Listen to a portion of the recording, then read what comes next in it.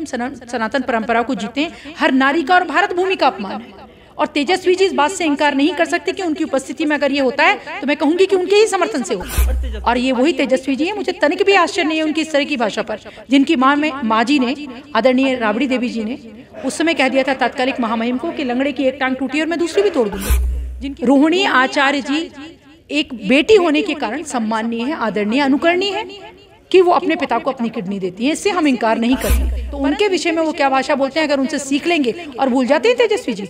ये वही सम्राट चौधरी जी हैं जिन्होंने लालू जी का सम्मान बचाया था।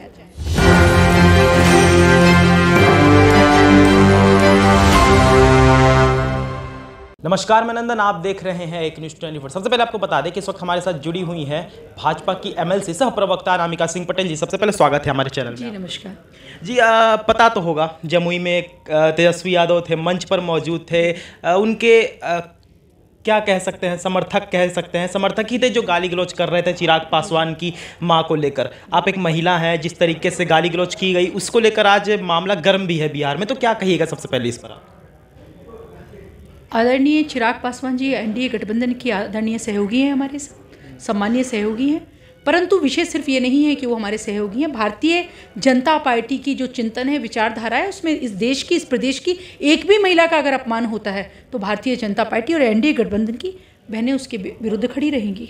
और जब आदरणीय चिराग पासवान जी की बहन की मां के विषय में इस तरह के गंदे शब्दों का उपयोग किया जा रहा है, इस तरह के निकृष्ट भाषा का इस्तेमाल किया जा रहा है, तो उनके विषय में बात नहीं हो रही है। बिहार की हर बहन का, भारत की हर बहन का, मैं तो कहना चाहूँगी हम सनातन परंपरा को जीते, हर नारी का और भारत भूमि का अपमान है।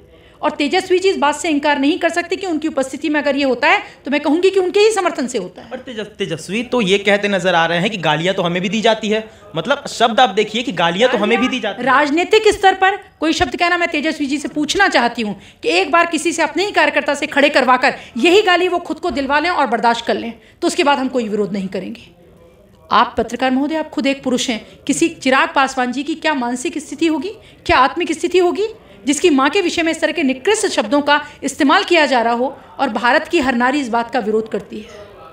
और ये वही तेजस्वी जी हैं, मुझे तनिक भी आश्चर्य नहीं है उनकी इस तरह की भाषा पर, जिनकी माँ जी ने, आदरणीय राबड़ी देवी जी ने उस समय कह दिया था तात्कालिक महामहिम को कि लंगड़े की एक टांग टूटी और मैं दूसरी भी तोड़ दूंगी। जिनकी बहन मीसा कहती हैं कि अगर हम आते हैं सत्ता में तो प्रधानमंत्री समेत सारे लोगों को जेल भेज देंगे। और आप देख रहे हो सिंगापुर से आई हुई उनकी जो बहन है, किस तरह की भाषा का इस्तेमाल वो करती हैं, पत्रकार बंधुओं को भी किस तरह से बोलती हैं और किस तरह से आत्ममुक्ता की शिकार हैं। तो मैं तो आपसे भी कहना चाहती हूँ, आप बुद्धिजीवी चैतन्य नागरिक हैं भारत के और बिहार के। ये बिहार की एक एक नारी का अपमान है, एक राजनेता की माता का अपमान नहीं है। और आरजेडी के ही कुछ एक कार्यकर्ताओं का यह भी कहना है कि बीजेपी वाले क्या बयान दे रहे हैं, जिस तरीके से सम्राट चौधरी ने कहा था रोहिणी आचार्य को लेकर और मीसा भारती को लेकर भी बयान देते रहते। आदरणीय जी, मैं आपकी बात को, आदरणीय सम्राट चौधरी जी, बिल्कुल हर बयान के बारे में हम बात करने को तैयार हैं। क्या वो जो गालियाँ दी गई हैं उसके विषय में बात करने को तैयार है? मैं प्रवक्ता होने के नाते, भारतीय जनता पार्टी की एमएलसी होने के नाते, मैं आदरणीय सम्राट चौधरी जी की बात के विषय में आपको बोलती हूँ। उन्होंने क्या कहा रोहिणी आचार्य जी के विषय में, क्या गलत कहा उन्होंने? रोहिणी आचार्य जी एक बेटी होने के कारण सम्माननीय है, आदरणीय, अनुकरणीय है कि वो अपने पिता को अपनी किडनी देती हैं, इससे हम इनकार नहीं करते।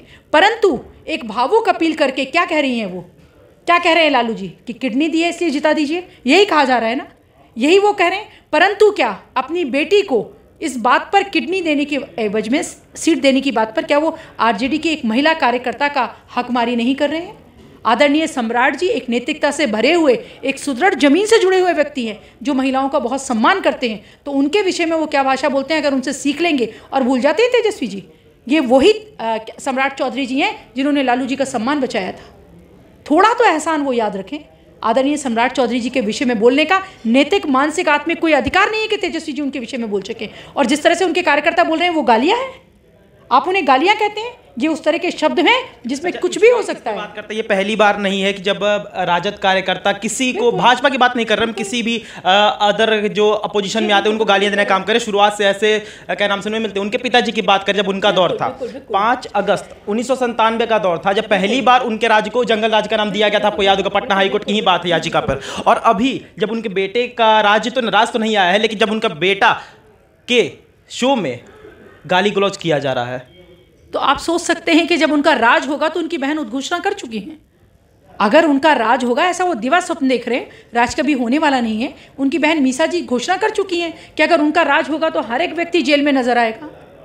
और जिस तरह की उनकी प्रकृति प्रवृत्ति है और जिस तरह का चिंतन है, माता जी से शुरू करिए, लालू जी से शुरू करिए। भूरा बाल साफ करो, जिन्होंने जातीय नरसंहारों में बिहार को झोंक दिया। अगर उस तरह की भाषा का उपयोग वहाँ पर होता है मंच पर, तो तनिक भी आश्चर्य का विषय नहीं है। अच्छा, अभी निर्वाचन आयोग भी पहुंची हुई थी एनडीए की महिलाएं, और पहुंचकर उन्होंने एफआईआर दर्ज किया है तेजस्वी यादव को लेकर। आपको क्या लगता है वो डिफेंड नहीं करेंगे खुद को कि गाली हमने थोड़ी दिया है, कार्यकर्ताओं ने दिया, तो हम पर एफआईआर क्यों? अगर उन्हें थोड़ी भी समझ हो, अगर सफलता होती है तो उसका सहरा जो बनता है वो नायक के सिर पर बनता है, और विफलता का सहरा भी। अगर आपके सैनिक इतने अनुशासनहीन हैं कि आपकी उपस्थिति में वो गालियां दे सकती हैं, तो आपको देखना होगा। मैं तो कहना चाहती हूं कि राष्ट्रीय जनता दल की मान्यता खत्म कर देनी चाहिए ऐसे दल की। उससे आप पुरुष हैं, आप बताइए, उससे निकृष्ट कोई गाली या शब्द हो सकते हैं किसी की माता के लिए? और दुनिया का कोई भी पुरुष क्या बर्दाश्त कर सकता है इन शब्दों को? चलिए, एक आखिरी सवाल लेंगे। सवाल क्या लेंगे आप? तेजस्वी यादव अगर हमारे वीडियो को देख रहे होंगे तो क्या आप संदेश देना चाहेंगे? मैं तेजस्वी जी से कहना चाहूँगी कि प्रारब्ध से, भाग्य से, पूर्व जन्म के कर्मों से उस परिवार में पैदा हो गए हैं कि उन्हें राजयोग मिल गया है, तो अपने इस जन्म को सार्थक करें। कम से कम मनुष्यवत और मानवता के जो लक्षण होते हैं, जो मानवता के संस्कार होते हैं आत्मा में, उनको जागृत करें और ये एक नैतिक दायित्व लें, जिम्मेदारी लें, और चिराग जी से और उनकी माता जी से माफ़ी मांगें कि अगर मेरे व्यक्ति ने भी ऐसा किया है तो मैं उसके लिए क्षमा प्रार्थी हूँ। तो शायद थोड़ा बहुत महिलाएं और आने वाला इतिहास उनको क्षमा कर पाए।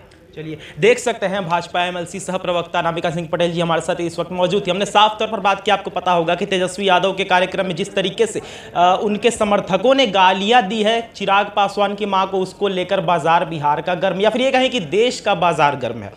गालियों की बात थी, हमने चर्चा की। हमारे साथ बैठी हुई थी अनामिका सिंह पटेल जी, जो भी कुछ इन्होंने कहा वीडियो में देख सकते हैं। तो ये थी आज की रिपोर्ट। बाकी इस और तमाम खबरों के लिए हमारे साथ बने और देखते रहेंगे। धन्यवाद।